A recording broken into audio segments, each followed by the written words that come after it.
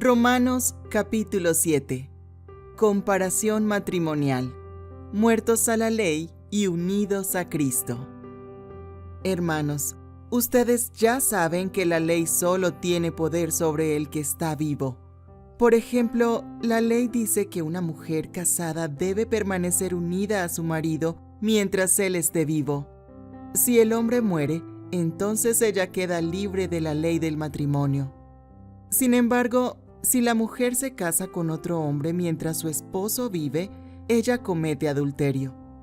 En cambio, si el esposo muere, ella queda libre de la ley del matrimonio y se puede casar con otro hombre sin cometer adulterio.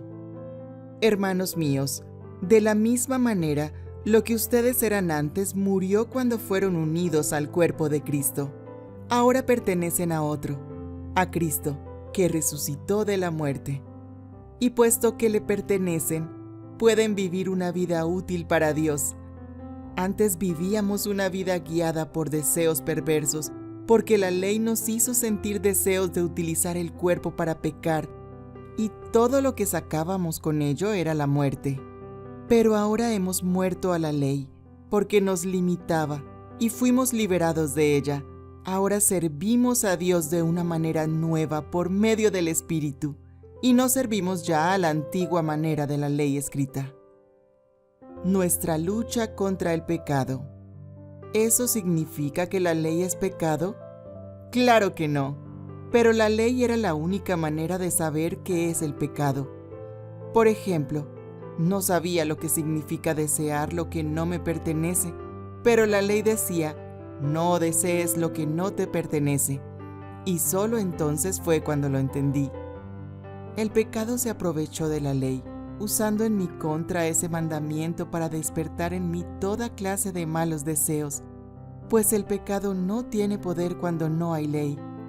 Antes yo vivía sin conocer la ley, pero cuando conocí el mandamiento de la ley, se despertó en mí el deseo de pecar, y morí por culpa del pecado. El mandamiento que debía traerme vida me trajo muerte, porque el pecado se aprovechó del mandamiento para engañarme y para matarme. Así que la ley es santa y el mandamiento es santo, justo y bueno. ¿Eso significa que lo que es bueno me trajo la muerte? De ninguna manera. Lo que pasa es que el pecado se aprovechó de algo bueno para causarme la muerte, y eso desenmascaró el pecado. A través del mandamiento se demostró que el pecado es terriblemente malo. Así que todos sabemos que la ley es espiritual, pero yo no soy espiritual porque el pecado tiene poder sobre mí. Soy como un esclavo del pecado. No sé qué está pasando conmigo. Lo que quisiera hacer no lo hago, y resulto haciendo lo que odio. ¿Cómo no me gustaría hacer el mal que hago?